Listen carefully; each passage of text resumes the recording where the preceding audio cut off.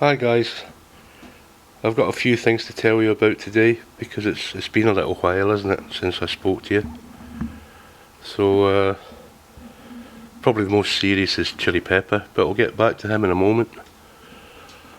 One of the weirdest things is that we noticed, where is she? We noticed that Wednesday wasn't really playing like a normal kitten. You know, she should have been full of energy and charging around like Enid, being a menace. But she wasn't, and it's one of the reasons why we think she was hanging around outside under the plants. We guess so anyway. So we took her to the vet, and long story short, all of her rear teeth, all of her back teeth were all rotten. Now she's only a kitten. I would guess 4 or 5 months old, something like that. And to have all of her teeth rotten, I just can't comprehend that. It's really, really weird. And I think it just speaks volumes about how bad their nutrition is when they're young, when they're strays. She came from Limassol. She was liberated from Limassol, grad. His little Thunderpants, he's not so frightened anymore. I can't get anywhere near him yet, of course, but he's not as frightened as he used to be, which is really good. Because he sticks around, and the more they stick around, the less trouble they can get into. So we've been noticing for a while that Mr. Marengo's always been hungry. And we couldn't understand why Mr. Marengo's always hungry, because he gets the best of food and he's fed alone every day, 2, usually 3 times a day, in the workshop, which is in there. So we've got this door as a kind of airlock that we jerry-rigged together, and so that we can get in and out without letting the hordes of cats in. But then what Tina saw the day before yesterday is this guy. Can you see him? This guy, Happy. He's been climbing through here. He's been squeezing through this gap here where we put our hands to lock and unlock the door. From there, he climbed up the chicken wire and opened the door. He just pulled the handle, opened the door, went in, steals all Mr. Marengo's food.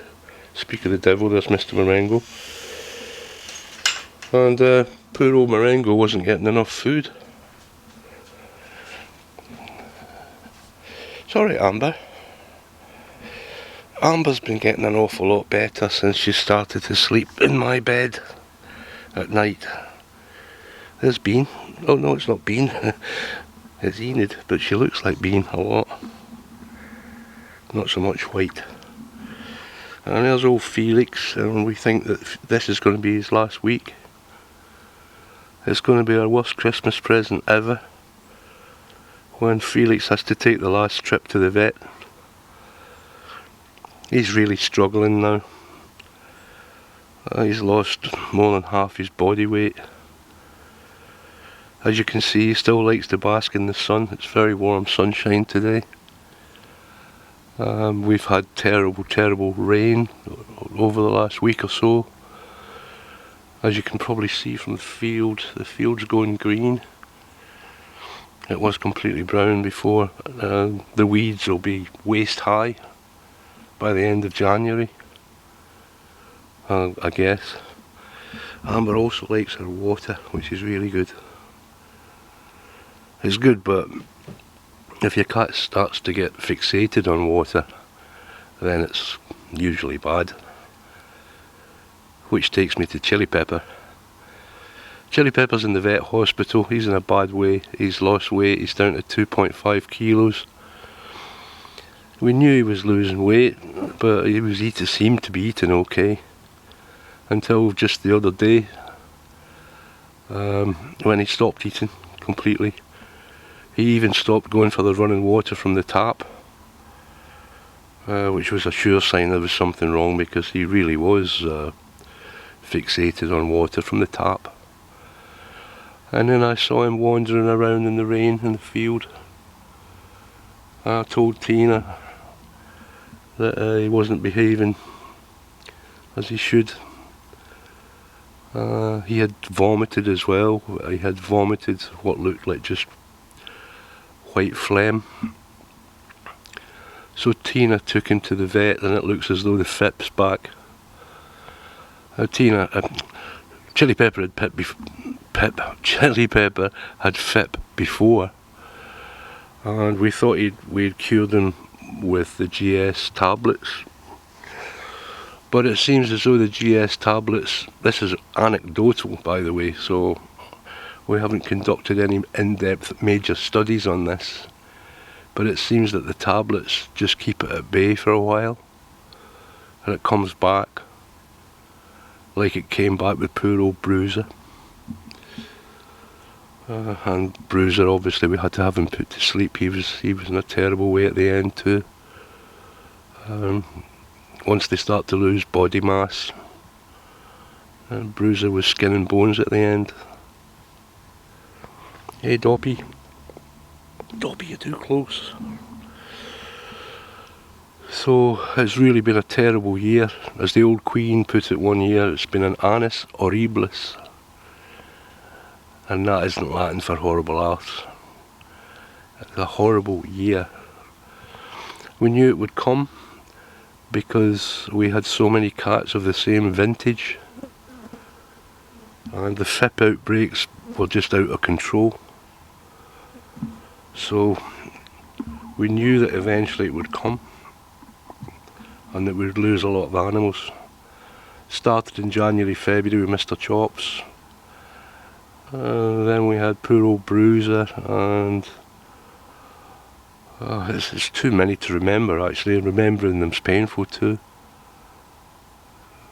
There was Henri, there was Mousy Tongue, lots of them. There he goes, the recidivist. He's really cheeky. They're fiendishly clever, blue cats. Fiendishly clever.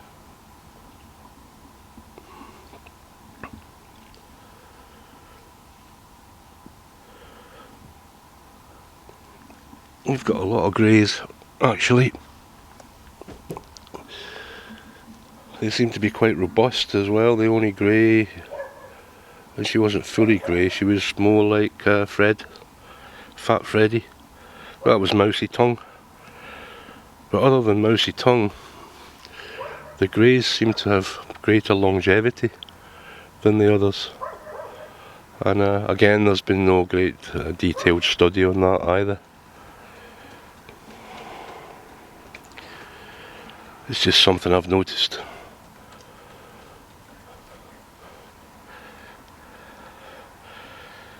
He is naughty, but he's a wonderful cat, I have to say. So's his brother, Lucky. Lucky's bigger. Lucky wouldn't get through that hole in the door. Who's growling? Hello! I didn't see you there. This is Tabitha.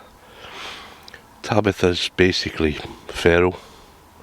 She hates the other cats. She used to live with us when all of her family were here. But since they've either been rehomed or died, she moved out. She hated all the others. And she just moved out of her own volition. Comes back for food.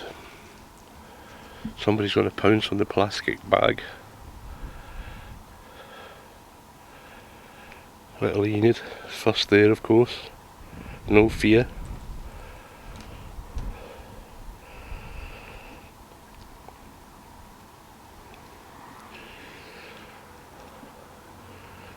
Cheek was our oldest boy.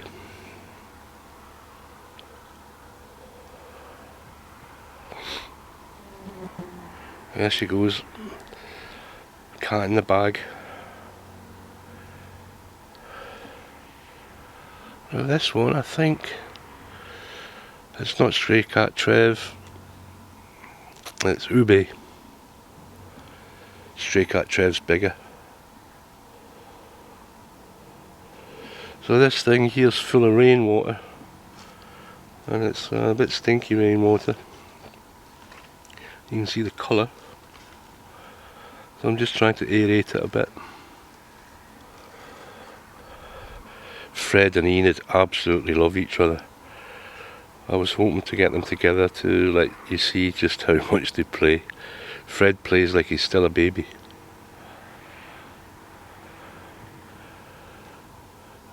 It's great that they've got such good friends.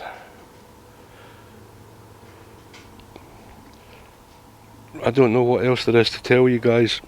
Enid and Wednesday are going to their forever home in about a week's time. A week to 10 days. The two little gingers are going to their forever home next week, I think.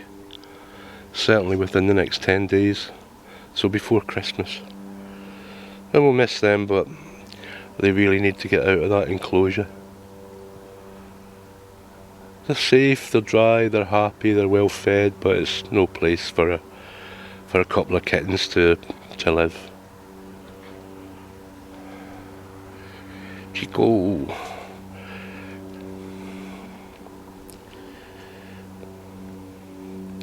I don't know how much of this you can see, guys, or how much is in focus or not in focus.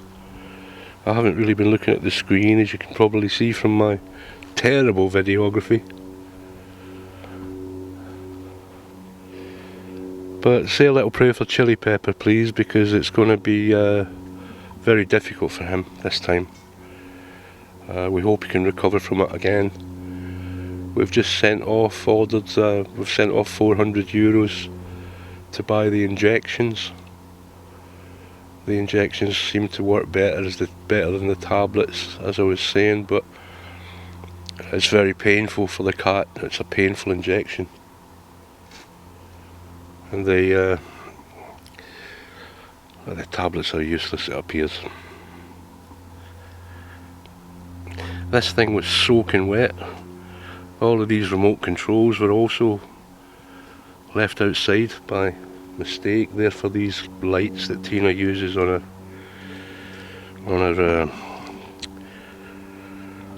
her stall at the markets.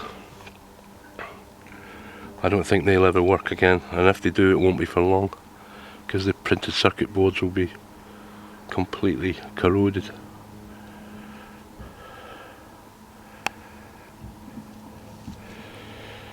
Alright guys, wishes the best anyway, and thanks very much for watching. We'll see you later. Bye.